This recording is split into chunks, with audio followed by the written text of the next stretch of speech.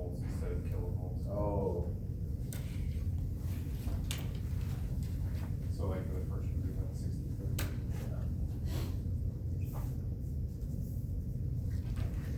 Any questions? Lab question. Yep. And then I was asked after class or something. What else? Finding the force. First, identify the metacoordinates.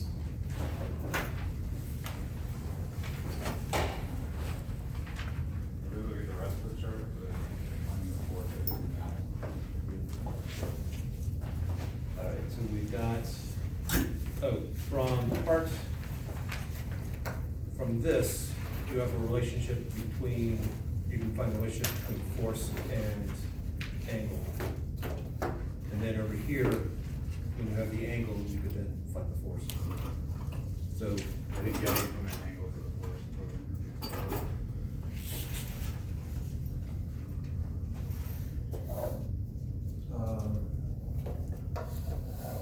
so you had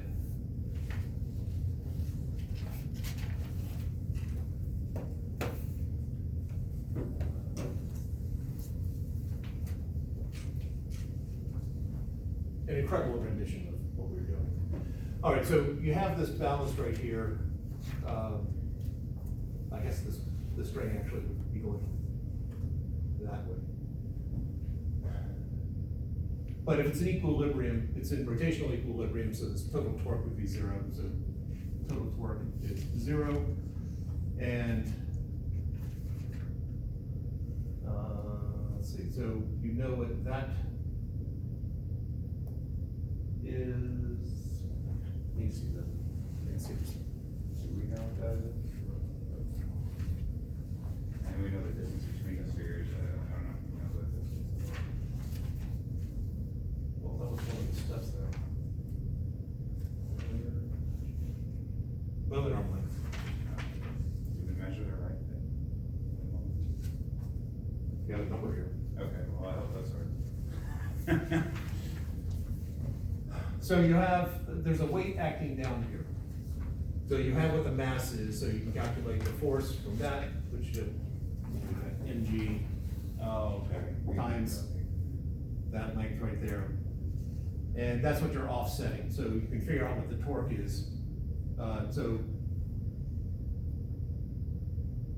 if it's in equilibrium, that's the torque coming from this mass, and then you have torque coming from the string. So that should be equal to the magnitude of the torque from the thread, string, whatever. Plastic. I guess it's, we'll go with that anyway. And so later on, so from that, I know that the wire is supposed to obey sort of Hooke's law. That Hooke's law is that the force is proportional to the displacement. The rotational version is proportional to the angle. And it should be, the torque would be equal to some constant. I'm trying to think, did I stick a number in there, or just leave it as proportional? Or, sorry, a symbol? I think I just left it as proportional.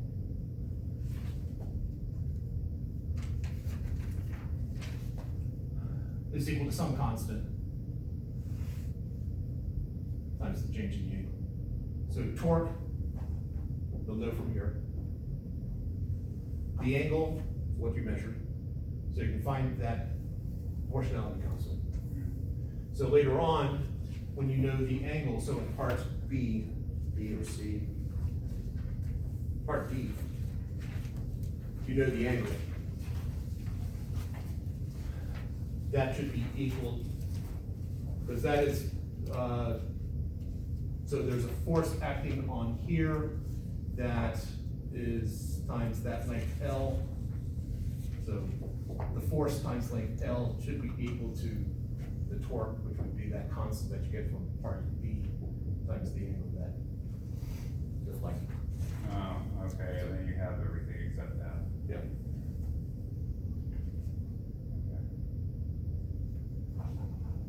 And presumably, results will be perfect. And you will have tears of joy streaming down your face. Then the second question is I got KEQ on the last table there, the last table. I got KEQ, but getting beyond that, I got stuff too. Alright, so voltage, you have the angle. So, KEQ was the voltage on the sphere times the radius of the sphere, right? And I think both charges are gonna be the same, but getting to one charge from KEQ without using a set value of K was where I was confused. Cause we're trying to find K, right? So yeah, we can't use K. that is correct. Otherwise, I would expect perfect results, and that would be one of those cases where I'd see perfection and go, wait a second. This is physics, a physics lab.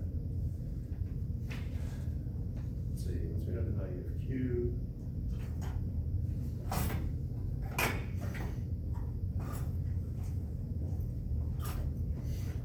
All right, so we found KEQ.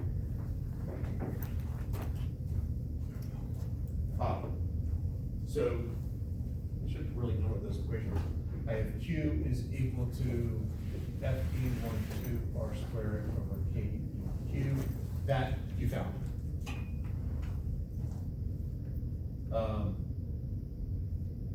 That, Is that from the first part?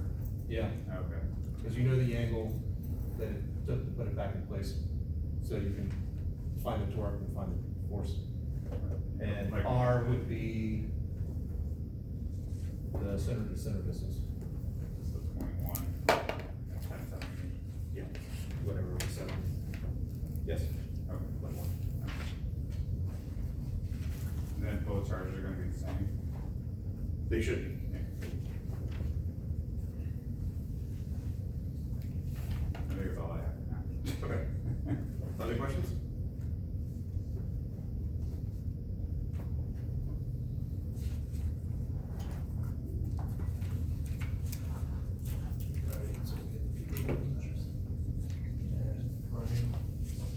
Oh, last time I made a reference to Brian Jones being the drummer from Rolling Stones. He was not the drummer. He did die in the '60s, but he was the bass player, guitarist, you know? Yeah. I think they're guitarists. Guitarist, there we go.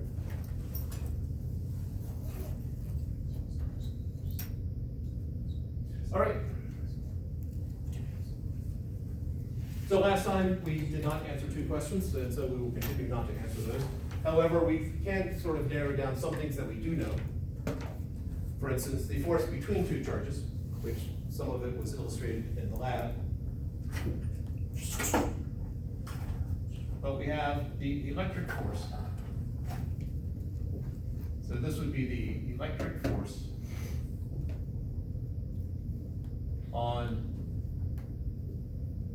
charge 1 from charge 2.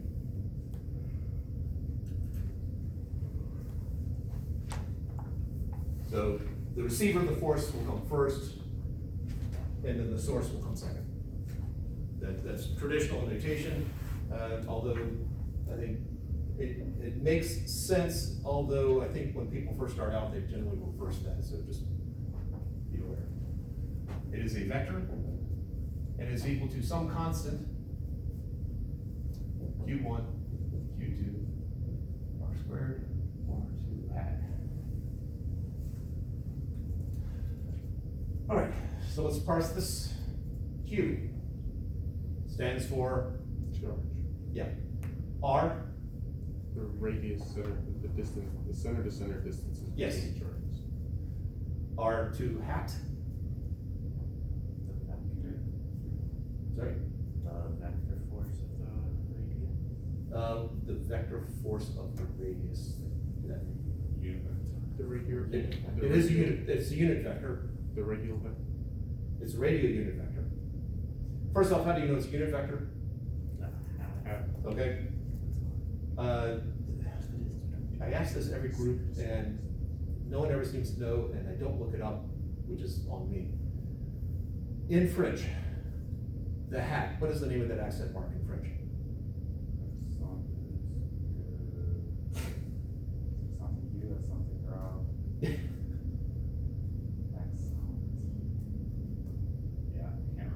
Yeah, I got Agu and Grub. Yeah. Agu and Grub, but, yeah, all right. I'll probably remember when you say it though. Yeah, well, You don't remember either, okay.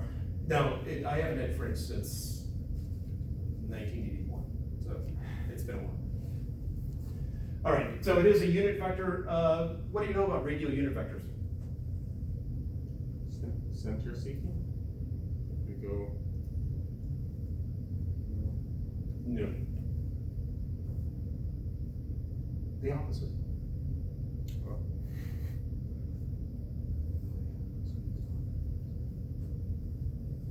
Okay, I was hoping someone would pick up on the opposite and just take an easy win there. They go from the center out towards. Yeah. Radial unit vectors go away. The subscript 2 here is indicating we're using charge 2 as the center. So if I have Q1, Q2, I know if they're the same sign, they will repel. So the force on 1, if they are the same sign, so if they're both positive or both negative, then the product here will be positive. This constant is positive, R squared is positive, unless of course you come up with some sort of imaginary distance, which we will not do in 252.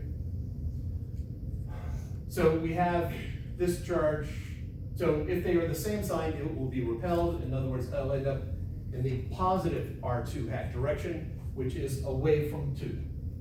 So this will be forced that way. If they are opposite signs, one of them's gotta be negative, doesn't matter which one, but when I multiply them, I'll end up with a negative number. The force will be in the negative R2 hat direction, which means that it is going towards R2. So negative R2 hat toward Q2, headed towards the center of Q2, and then R2 hat away.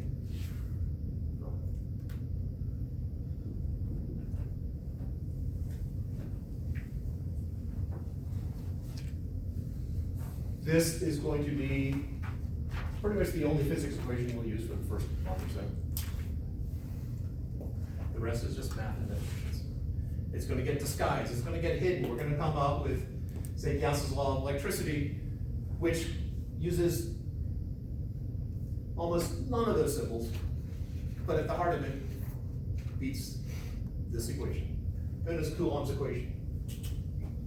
This constant right here is either Coulomb's constant or the electrostatic constant. So sometimes I'll write it as K sub C, or K sub C, or K sub E, depending upon my mood.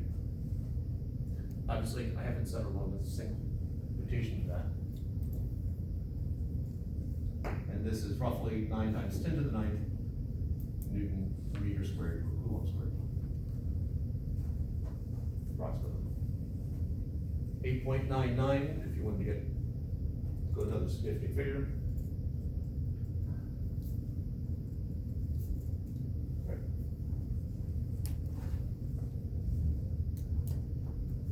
In the end, it's an irrational number.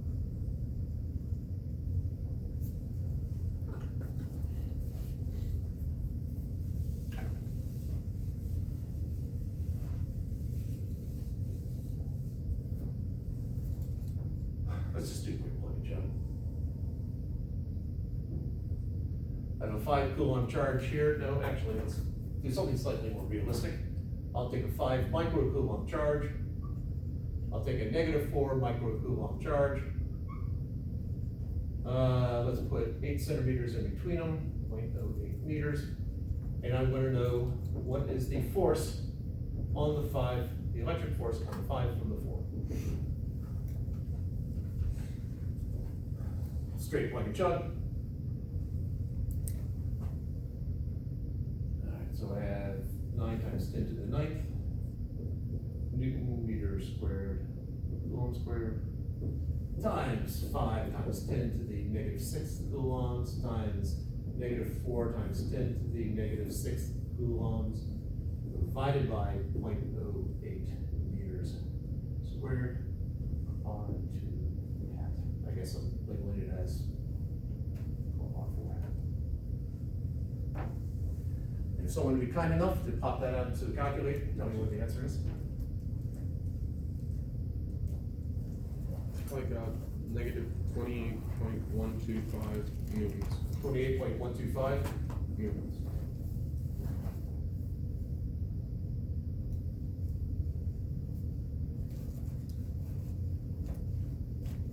Paul, you get something different? Oh, no, I realized I read wrong. Okay. Yeah.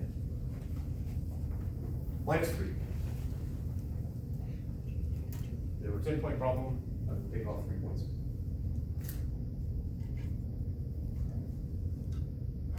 And not just because it's zebra.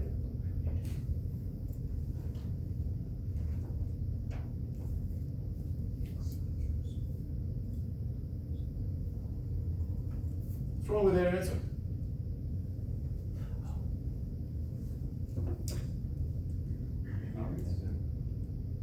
Pardon? Could it not be negative? Oh, it can be negative. Oh, we have newtons there. Newtons are fine, it's a force. If the newtons hadn't been there, then I would have taken 6 points off. Oh, the vector. Yes, which means, It needs a vector. or, yeah, we need a direction. What's the direction? The positive power. No, negative RMS. Yeah, I mean, if you look at the equation right here, I've got this unit vector right there, and somehow it was not communicated to me. And it's possible if you were writing it down, you would include that, but don't forget, I'm looking for a vector, I need a direction. Just having a negative here, without having to find a negative direction, it's not gonna work. I do need something a little bit more. There we go. Done. Can you say where the 4 came from in the equation? There's a 2. That 4 right there? Yeah. Just because I'm labeling this as charge 5 and charge 4. Oh. Just, my tendency is to do subscripts based upon specifically the problem, and so instead of having to find this as Q1 and Q2, it's got a 5 in it, it's got a 4 in it, that's just, So that if you don't use that 4 in the calculation, it's just there to. to indicate I'm talking about Okay, data. okay.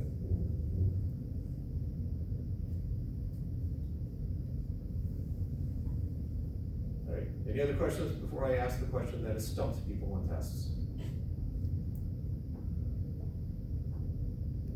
All right, let's do the stumped question, the stumping question.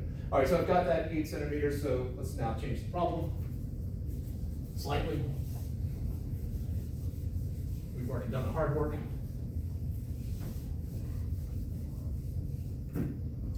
All right, so I'm gonna get my 5 microcoulomb charge, and I got my -4 microcoulomb charge with 8 centimeters in between, just as before, and so now I'm gonna put over here, 8 centimeters away, a 5 microcoulomb charge.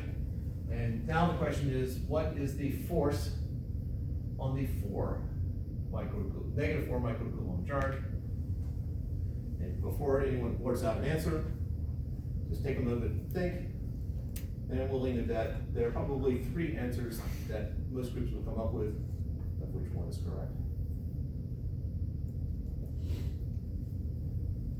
Add the 2 charges and set coordinate system with the -4 in the middle. So, what's the final answer? 0. Wouldn't it still be 21? When they go up. The net force would be 0. I mean, that's what I'm asking for, is the net force on 4. Yeah, it would be 0.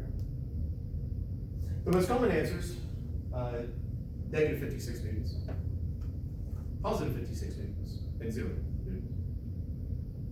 None of which. One of those. Oh, 0. Now, it is 0. It is 0.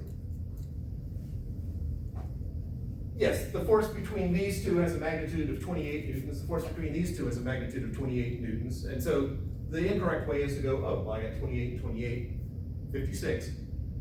Or -28, -28, -56. But recognize that we're dealing with 2 different conventions here. So I am gonna label this as, since those are both 5s, I'm gonna call this Q1, Q2, and Q3, just to add some extra flavor to it. So the force on 2 is the force on 2 from 1 plus the force on 2 from 3. Total force is just the sum of the forces. If I play strict adherence to the math, I end up with negative 28.125 newtons R1 hat plus negative 28.125 newtons R2, oh, sorry, not 2, 3, R3 hat. Strict adherence to the math, I would get that. The reason why I can't just add them straight up is the fact that I have two different references here. One is based upon where the location of one is based upon the location of 3. To solve this, I would need to make sure I have a relationship between those two. So playing strict adherence to the math, at this point right here, R1 hat is the negative of R3 hat. Because R1 hat's going that way, R3 hat is going that way. Make that substitution and then end up with 0 newtons. It's supposed to be a 0 there. Assuming you're familiar with the 0 vector. Okay, 0 vector, it is a vector because it's a force. I have a vector on the left-hand side and a vector on the right-hand side. It means the magnitude is 0 and the direction is whatever you want it to be.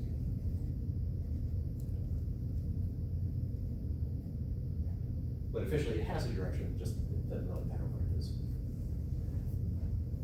So when you're solving these problems, you pay strict adherence to the math, or you think through it and sort of tack on the signs and the directions based upon what you know to be true.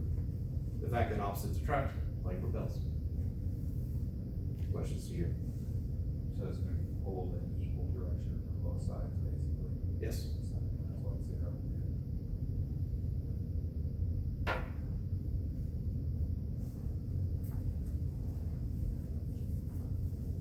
It's one of those problems that I throw into a test, thinking, all right, if you see the trick, this takes about 3 seconds to do.